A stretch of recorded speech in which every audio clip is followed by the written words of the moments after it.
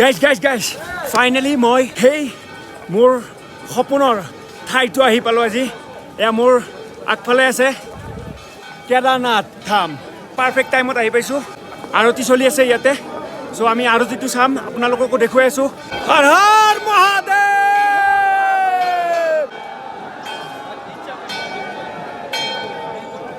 ওম নমঃ পাৰ্বতী পতে হৰ হৰ মহাদেৱ।